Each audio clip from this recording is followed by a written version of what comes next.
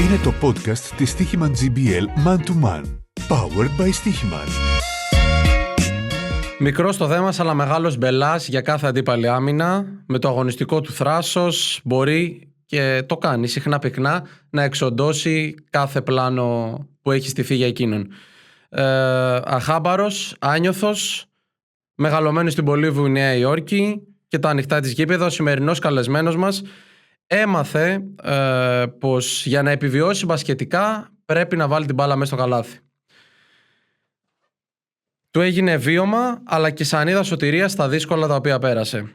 Φίλες και φίλοι της Stoiximan GBL, καλώς ήρθατε σε ακόμη ένα Man to Man Powered by Stoiximan, το επιτυχημένο podcast της Stoiximan GBL που μας φέρνει ακόμα πιο κοντά στους πρωταγωνιστές του αγαπημένου μας αθλήματος.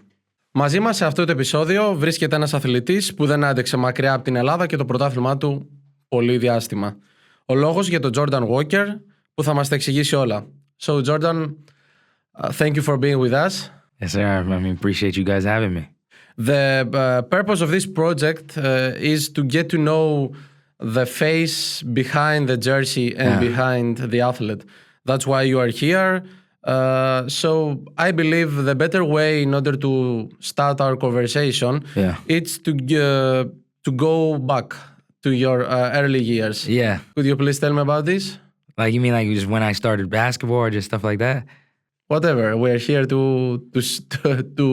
listen your stories. Yeah, I mean, I grew up in Long Island, New York, right outside of like the city.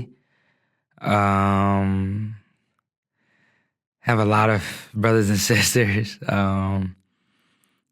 But the person who really showed me basketball was my older brother, Ahmad. He taught me everything I know about basketball. And then as I got older, like, I mean, developed more myself, you know, because he was away at college or at high school, you know, so I had to do it myself. But he taught me everything I know about basketball. And if it wasn't for him, I probably wouldn't be playing basketball, you know, so. But I mean, it was tough growing up, you know, like having so many family members and not having a lot of money, you know, but my mom and my dad did the best they could, you know, especially my mom. She worked really, really hard. But, I mean, it just motivated me to be great at whatever I'm doing, you know, to try to change my family's life. And obviously I got better and better at basketball, and I knew that it can change my family's life, but I also found a love for it. So it went hand in hand on me trying to do that, you know, and I think I'm doing that more and more now, even though I'm only the beginning of my career. Most people don't know that this is only my second year overseas. But yeah, I mean, it's the beginning of my career and just gonna try to keep developing, keep getting better, you know. But yeah, I mean, do you want to know about like what high school I started at and stuff like that? First of all, to what extent do you think these difficulties that you spoke about played a role in shaping your character and your profile as a player? I think it shaped everything about me. You know, like when you don't have a lot, you know, and especially like financially wise, you know, you don't really have a lot. It makes you, how would I say? I would say hungry, but not just literally, but figuratively as well. You know, just makes you understand that like nothing is given, and everything you do have, be 100% grateful for it because you're not used to having it. You know, so like for me now, being able to be a professional basketball player, no matter where I am, you know what I'm saying, no matter what team I'm on, I'm forever grateful because I know what it's like to not have, you know. So being able to take care of my family and take care of my daughter and my wife and my other kid that's about to be here, you know, and be able to do what I need to do for them and they never have to worry about what I had to worry about as a kid, I think it definitely shaped me, you know, for sure. And then on the court wise, it just, like I play hard, you know, and I don't care who's in front of me, you know, I'm trying to kill you, you know, like, and I feel like a lot of people who play against me, they know that, you know, whether I'm missing or making shots, I'm trying to be the best player on the floor every time I step on the floor because, like I said, growing up not having nothing, like, it taught me that I can't take any game for granted, you know, and I never do. Like, I'm trying to be the best every time I step on the floor, whether it's practice, whether it's a workout, whether it's a game, I'm trying to be the best, always, you know, And I think me not having nothing when I was little and my family not having nothing shaped us like that to where we gonna go get it. You know what I'm saying? You don't gotta give us nothing, we gonna go get it. Does your first name, Jordan, come from the Michael legendary? Jordan. Yeah, absolutely. My mom, that's her favorite player, for sure. So she named me after Michael Jordan, for sure. So you told us about how basketball win you over.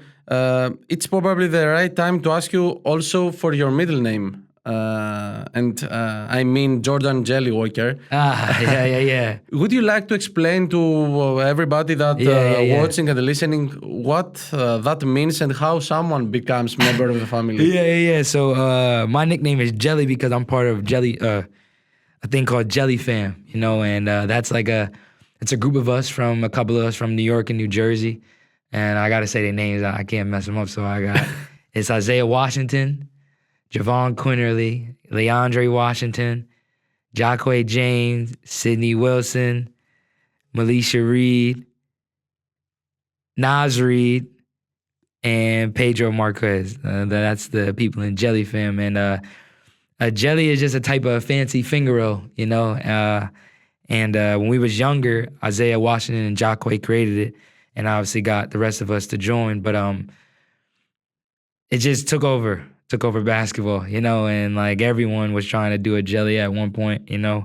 But I think it was easy for people to like really like it because obviously it looks cool, but also not everyone can dunk, you know, and it made something to where everyone can do it. Like no matter how tall you are, no matter whether you're fat or skinny, like doesn't matter. Anybody can jelly, you know. So for us, it took off, you know, and then just for me, my name being Jordan, and like it's a J, so everyone just calls me Jelly. But it's crazy because each and every one of them, when they're at their places, like when we're not together, their nicknames are Jelly as well.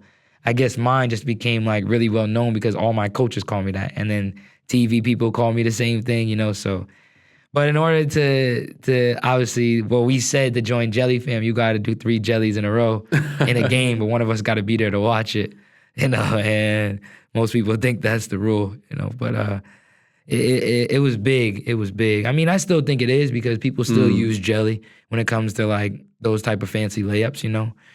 And it's an imprint on basketball I feel like we probably gonna have for the rest of our lives, you know. Like it's a move that we created when it comes to basketball, you know, and it's instilled in the basketball culture now. Which NBA superstar do you think that could be a member of the family? Kyrie, for sure. He is the best jelly in the world. We don't even, he's jelly, but obviously he's not Jelly Fam, but he the biggest jelly. Like we all know that. Everyone knows that. Even Kyrie himself knows that. You know, he like the OG jelly. Like that's like the best jelly ever. Because you gave me the past, after an impressive 2-year run with the university, university, you saw the prospect of the NBA open up through the Dallas Mavericks. So did you get any chance to train with Kyrie, with Luka Doncic, and how was it? Yeah, I mean, it was incredible. I mean, I definitely got a chance to play against Luka, practice there with Luka and Kyrie and the rest of them.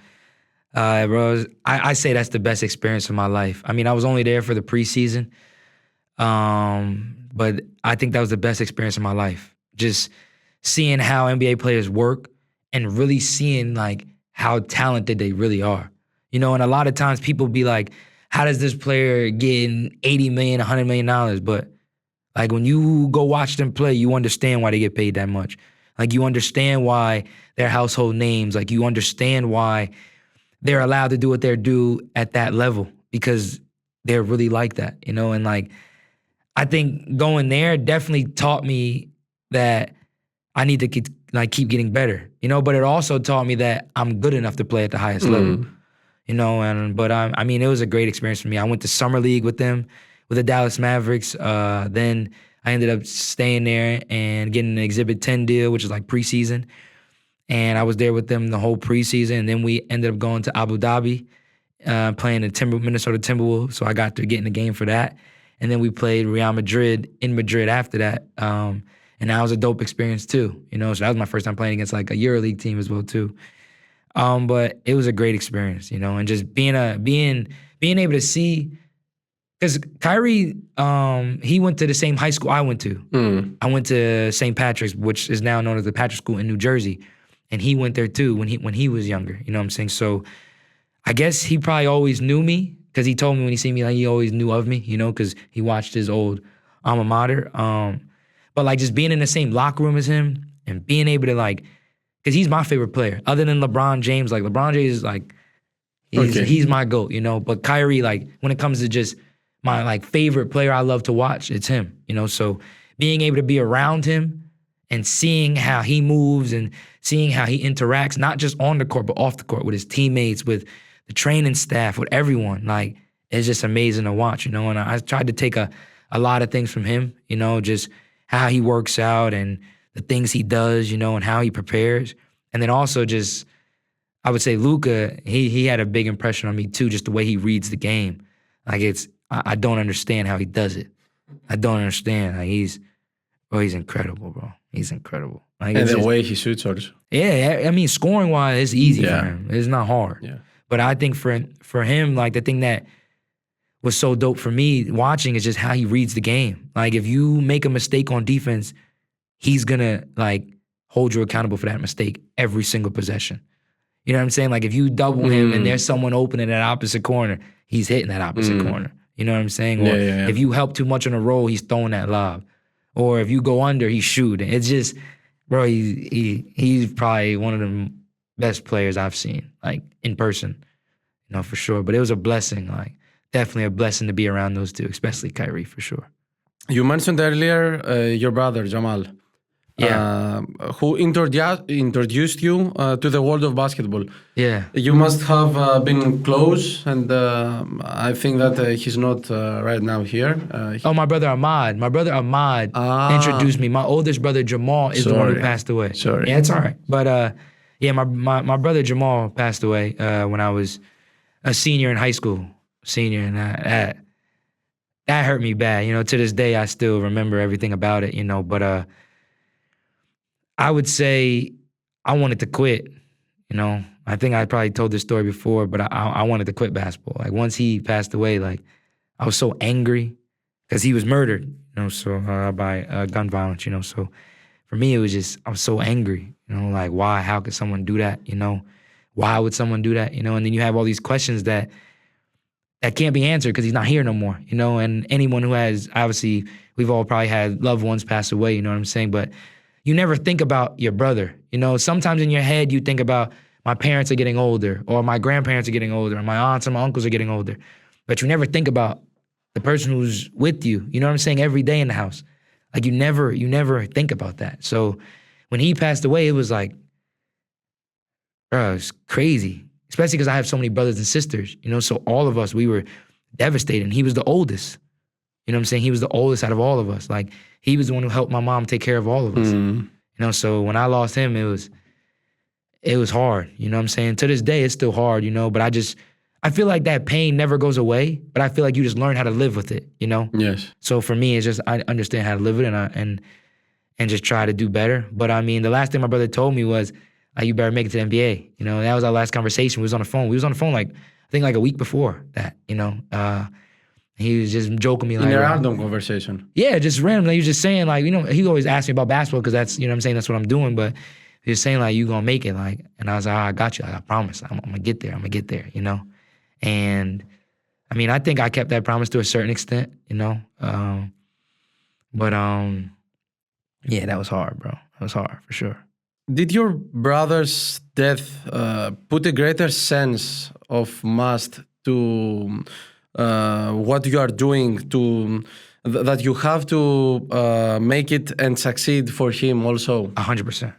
100%. And I don't think it was just necessarily for him, but it opened my eyes a lot more when it comes to death, you know, because it's like, you don't really think about it. But then when you experience something like that, you realize like every day's not promised. You know what I'm saying? One day you could be here, the next day you can't. So that's why for me, like, I work so hard. You know what I'm saying? And any coach whoever coached me, whether they like me or not, they can't never question my work ethic. Any teammate who's been around me can't ever question how hard I work. They can say, oh, I don't like this about him, or I don't like this, but no one can ever question how hard I work. And like, for sure, I've always worked hard, but I think after my brother died, like I took it to another level. Like being in the gym daily, like hours before practice, staying hours after practice, like constantly working, just working. And I think for my brother's death, mainly it just taught me like don't take anything for granted. Don't take a day for granted. Don't think like, oh, I'm supposed to be here. Or I'm supposed to wake up the next day, because like it's by the grace of God that each and every one of us wake up the next day. You know what I'm saying? If he didn't want us to, we wouldn't. You know, so I think that's what really taught me about that death. Ακούτε το podcast της Stoiximan GBL Man to Man. Powered by Stoiximan. How did your journey then bring you to Greece for first time? I would like to listen to this story. Yeah, so I was obviously with the Mavs, and I was in the G League, and I was playing really well. But I had a daughter right after Summer League. My daughter was born, so I was on the flight back from Summer League. My daughter was born July 19th. I was on the flight back, I believe July 18th. And my wife called me saying like, hey, I'm going into labor. This is right before I get on the plane. So I land, and she ends up having a baby like a couple hours after. You know what I'm saying? A few hours after that. And obviously, like, you know, having a kid, it's very expensive and stuff like that. So, and I haven't lived with my parents since I was 13. You know what I'm saying? So I've been on my own for a long time. So, not saying that they weren't around, not to like, but I've lived outside of my parents' house for a while. So I've been doing things on my own for a long time, you know? So obviously I was in the G League for a while, and I thought I was playing really well, and I never got a call up. And then there's a date in the G League to where you can't get any more call ups. I think you can get maybe like a 10-day, but like a 2-way call up, which is like, obviously like you can play NBA in the G League, like it stops on a certain date. Okay. So I couldn't get the 2-way call up no more. So like for me, it was just frustrating because I thought I was playing really well. I was playing, like I was being efficient, you know, I was scoring the ball at a high level. My team was doing decent, you know. So it was, for me, it was more frustrating. So I left the G League more so to just try to get more money, you know, to make sure my daughter's okay, you know. So I ended up supposed to go to China, supposed to play with the Shanghai Sharks. Hong Kong. No, I was supposed to play with the Shanghai Sharks before this. Supposed, yeah, okay. Before this. Okay, sorry. It didn't work out because the thing, I don't know if you guys know about the Noah Vonleh situation in China, and he wasn't trying to leave, so they couldn't even bring nobody else in because a lot of stuff was happening over there, you know, so I didn't even end up going there. So I left the G League basically for no reason. So then anyway, I go to Puerto Rico for a certain stint, and I hurt my wrist, second game of the season. Okay. And I was playing well the first 2 games, you know, but then I hurt my wrist that second game, and everything was just horrible from then on. You know, I really couldn't play. I was trying to play, and you know me, I'm a shooter, so I couldn't really shoot the ball. You know, so I ended up just leaving after a month, going back home, and then got a call from Hong Kong Bulls, went to Hong Kong in China, and it was a dope experience being out there in China. Then I came back, and it was just like, am I going to go to the G League next year again, or am I just going to try overseas, you know? So I had a team from Israel call me, but I'm like, I don't know if I want to go out there, you know, for all the stuff that be happening. So then I had Greece call, Papatheodώρου from Prometheus spoke to me. And when he spoke to me after I got off the phone, it was just like, yeah, it's the place I got to be. You know, I've always, and when you're an American, like, I feel like, especially being from New York, you always think about going to Greece. Like, that's like one of the places in the world everyone want to go to. So I spoke to Papatheodώρου on the phone. He told me everything that he was, like his vision for me, you know what I'm saying, and for the team. And everything he said was 100% true, 100%. Like, he didn't lie about anything he said to me, you know, starting from that first game when we played Amarusίου last year. So it just worked out perfectly for me, you know. And then obviously, I think. What expectations, Jordan, did you have when you come to play in Greece for first time with Prometheus? Yeah. And what image did you have for our league, for Stoiximan GBL? And how has this perception changed now? I mean, first of all, I didn't know about the Greek league. I didn't know anything about it. You know, I didn't even know about Pana or Olympiacos until I got here. I didn't know anything about like overseas in general. I thought it was gonna be easy. I thought it was gonna be, oh, it's easy, like it's overseas, like it's easy. No, it's not at all. You know what I'm saying? And overseas, especially in the Greek league, like I would say for this league, more important, the physicality is insane. You know, like the refs let us play for the most part. You know, and I wasn't ready for that at first. You know, I think I got better and better over time, and especially in the practices, like coach would allow like certain players like really foul me or just like try to like rough me up a little bit. You know what I'm saying? So I can get used to the game, and that helped me a lot. You know, but I mean, obviously now the way I look at it is, I think it's one of the best leagues, like especially domestic leagues in Europe for sure. Like it's not even a doubt. I think it's top 5, top 3 for sure, in my opinion. Which are the biggest differences between Lithuania and Greece? I would say Lithuania, when it comes to the imports, I don't like, but like, I mean, Zalgiris, they have really great imports, you know what I'm saying? Or like Ritas has really great imports. But more so, they play more team-oriented because maybe the players aren't as skilled. But over here, they play team-oriented, but at the same time, they have players who can just take over games by themselves. You know what I'm saying? So yes. I think that's the difference between playing in Lithuania and playing in Greece. Because in Greece, like there can be one player, you know what I'm saying, whether he's a local player or an import, to where he can take over the game by himself. Like 5, 6 possessions, he down, he can make a play. You know, rather than Lithuania, they love playing like team-oriented basketball. So it's like they're always looking for the best shot, which is, those teams are hard to guard. You know what I'm saying? You look at Olympiacos, it's hard to guard. You know what I'm saying? So that's why I think in Lithuania, it's different than the Greek league. The highlight of your time in Prometheus was not for Stoiximan GBL, it was for Basketball Champions League. The unbelievable game that you had against Würzburg, scoring 54 points. Yeah. It was around this time last year, I think. You were everywhere in the first, in the front page. So did you enjoy it? Yeah, of course. You know, you never, like I know I can score the ball. Like I've had 40 multiple times. You know what I'm saying? Even in college I've had 40. You know what I'm saying? And then, like I know I can score the ball with the best of them. You know, I know that. But hitting 50... You know what I'm saying? 50 is a lot of points. Yeah. You know, and then last year, I think something where like Nigel Hayes-Davis, was it last year or the year before? I don't know. He had 50. The year before, not last year. Yeah. And he had 50. So everyone was going crazy off that. So then when I had 54, like, because in overseas, you scoring 15 is like you had a great game. You know what I'm saying? It's like damn near having 25 in America. You know, so if you get 30, let's just say, it's like, oh my God, he played insane. So you getting 50, it's like another level, you know? And supposedly I was like, I think like the guy from Aris, I don't know his Nick Gallis. Yes, his record I think was like 56 or something like that. Yeah. And they were saying like if you had 3 more points, bro, you could have broke like the most points ever in Europe, like ever scored ever. And I didn't know that. I wasn't worried about the score and stuff like that, but it was like, oh, it was dope to know. But yeah, it was a great experience, you know. But I give credit, obviously, the guy first, my teammates, and Papa-Theodorou. Like, he just understands how I play, but also like sometimes he just lets me go. Like, you know what I'm saying? Doesn't say a word to me, just lets me play. And he knows that I'm gonna win him the game. Did you realize quickly what happened and how many points did you score? No, I only had 8 points in the first half. Yeah. Like I remember getting to 40 because that they were trying to foul us and I probably should have passed the ball, but I'm like, nah, I'm gonna get 40. And I thought the game was over because we were up by like 7 or something like that, 6 with like a couple seconds left.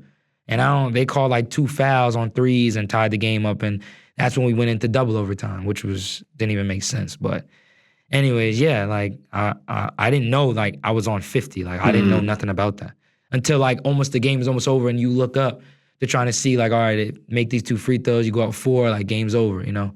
And I see, 54, like. Crazy. Yeah, it's insane. A few months earlier, Saben Lee had recorded the top performance in BCL, 43, I think. Yes. You faced him in Stoiximan GBL. Great scorers have passed in the recent years. Do you agree? Yeah, in GBL? Yeah. Absolutely. And bro, tremendous players here. Like talent-wise, the talent-wise is insane, especially when it, like for the imports. Like the domestic players here, they have great players too. You know what I'm saying? Like very skilled. Like, but they're more so, the best ones are more so like Pan Olympiacos. You know what I'm saying? But like for the imports and stuff coming here, bro, it's insane. Like the type of talent that the Greece is bringing in. In your previous team, Prometheas, they place a strong emphasis on young players. Yeah. I can say many names, but it's not this the point. Yeah. How did you see this approach in building the team with homegrown players from the academy? I think they do a really good job with that. I think like that, to me, like if I was like older and had like crazy amount of money, you know what I'm saying? That's something I would want to do. Like start players from young and then develop them, you know what I'm saying, until they get older. It's like Nasos Bazinas. Like, I mean, obviously I watched him last year, you know what I'm saying? Well, he didn't have a great role with us, you know what I'm saying? But now look at him, like, I love the way he plays, regardless of what anybody says. Like, I think he could play at the highest level, you know what I'm saying? He's still young.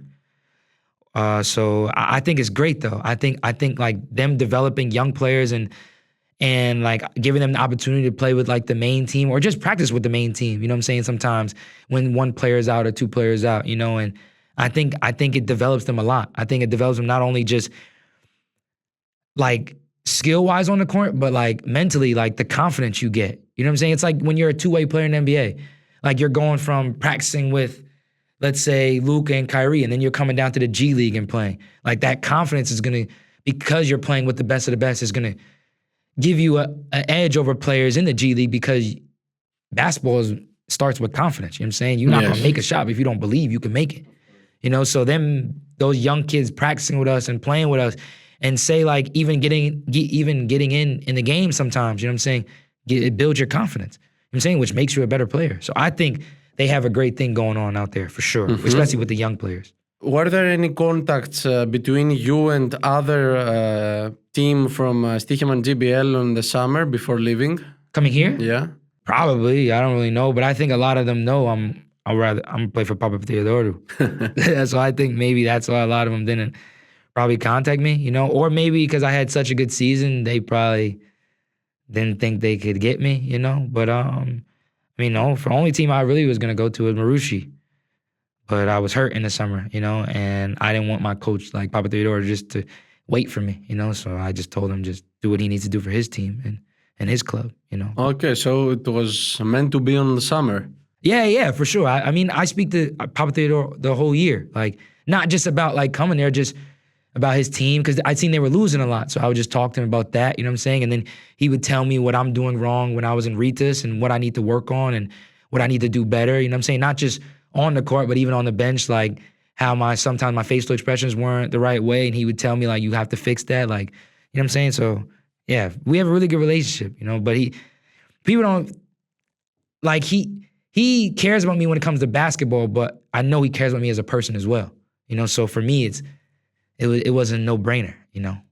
Is this the part that you like more in your cooperation with Coach Papαθeodώρου? Yes, like because I know he truly cares about me. You know what I'm saying? And I'm the type of person, I'm big on loyalty. And like when I know someone is gonna have my back no matter what, through the good and the bad, because there's games I played horrible with him. You know what I'm saying? And he still stuck with me. And then there's games, you know what I'm saying? Obviously I played great and it's like, he still stuck with me, you know? So it's like, for me, like, it's like, wow.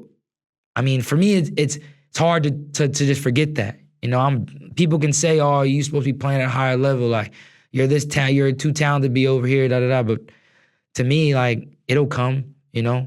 Like, I know how good I am. Everyone knows how good I am, you know? And I believe in God, you know what I'm saying? And when my time to be at that highest level comes, I'll be ready. But, I mean, Papa-Theodorou, he's perfect for me, you know? Like, he understands how I play, but he also pushes me to be a better player. You know what I'm saying? And he never lets me slack. Like, he doesn't let me be average. Even in practice, like, if I'm not playing well, like, he's going to reprimand me in front of the whole team, you know? And I love that about him, because he truly cares about me. Like, and he truly knows, like, how good I can be. Maybe knows how much better I am than I do. So for me, it was a no-brainer. So you explain us why you told some days before that he's the best coach in Europe for you. For me. Yeah. I think some people, I've seen some people commenting like, oh, I'm crazy or something like that. And it's okay. Everybody can have their own opinion. But I think every player has a coach that they feel as though was the best coach for them. You know what I'm saying? Yeah. So for me, yes, like I do think that. I haven't played for like many other coaches, you know what I'm saying? And then even the coach in Reedus, he was a great coach. You know what I'm saying? Not saying, look where they are in the BCL right now. They're probably going to go to the Final Four. They can win the whole thing damn near. You know what I'm saying? But for me, I think Papa-Theodorou is the perfect coach for me because he understands how I play. He understands like my strengths, but also understands my weaknesses. He understands how to give me an advantage on the other team, but he also understands how to hide what I don't do so well. You know what I mean? Mm-hmm. So it's like, for me, yeah, I do agree. I do think he's the best coach in Europe for me. But why did you want to say it loudly? In front of the camera? Because so many, I guess because Marushi was losing so much, I've seen so many people like talking about him, you know what I'm saying? Or even after my first game here when we lost by a lot, people just coming up to him after the game, like, I don't know what they're saying, obviously, but obviously I know they're probably saying something bad to him, And I just don't understand it. I don't understand. Like, he's won. Like, he's won at PAOK. He's won at Ike. He's won at Prometheus. Okay, maybe he's never won a championship in Greece, but he's won everywhere, And people just, I don't know. To me, it's just weird. But maybe that's just how it is in Greece or overseas. There's high expectations for people, you know what I'm saying? And I'm learning that more and more. But for me, I just feel like people need to like respect that he has won before. And maybe his team is having a bad season this year. You know what I'm saying? But at the end of the day, like, he's still won at other places. You can't discredit what he's done before.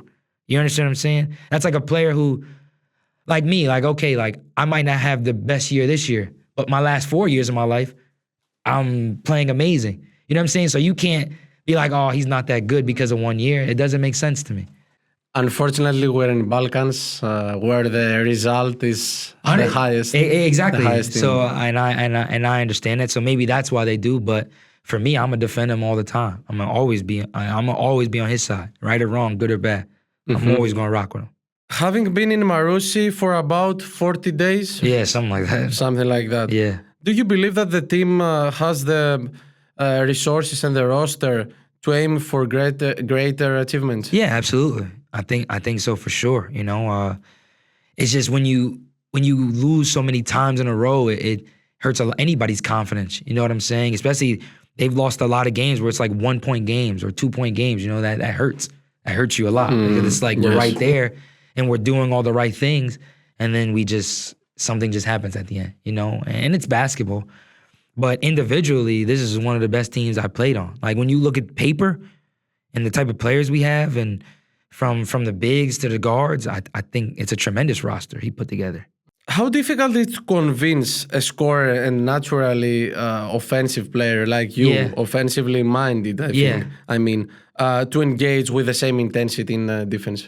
It was difficult for me at first. At first it was for sure. But Coach told me, like, in order to make it in Europe, like, you're not in America no more. So in order to make it in Europe, all the little point guards in EuroLeague, they all play defense. Like, they're pests on defense. They might not get the steals all the time, but they make people work, So I think that was his challenge for me last year a lot. And then going to Ritas, we had Jarek Harden, you know what I'm saying, who's a bona fide scorer in Europe. Like, probably should get MVP of BCL outside of maybe Raekwon Gray, but so they didn't really need me to score, you know what I'm saying, as much because I wasn't scoring as much as him. So I had to figure out ways to stay in the game. And it was either playing crazy defense or finding people on offense, So I think, and then coming back here playing for Papa-Theodorou again, like, yeah, I got to play defense, like, because offensively everyone knows I'm gifted there, you know what I'm saying? But teams also try to target me because I'm so good offensively to try to get me off the court, So I think that's something I have to continue to work on, and just continue to get better at that. This was my last question, Jordan. Thank you for your time. Thank you for being here with us. Yes, sir. Αυτός ήταν λοιπόν ο Τζόρνταν Γουόκερ και τον ευχαριστούμε πάρα πολύ που μοιράστηκε συναισθήματα και αναμνήσεις στο Man to Man podcast powered by Stoiximan. Μείνετε συντονισμένοι διότι θα ακολουθήσουν και άλλα επεισόδια με τους αγαπημένους πρωταγωνιστές ενός αθλήματος που όλοι αγαπάμε. Είστε επανειδήν. Ευχαριστούμε πολύ.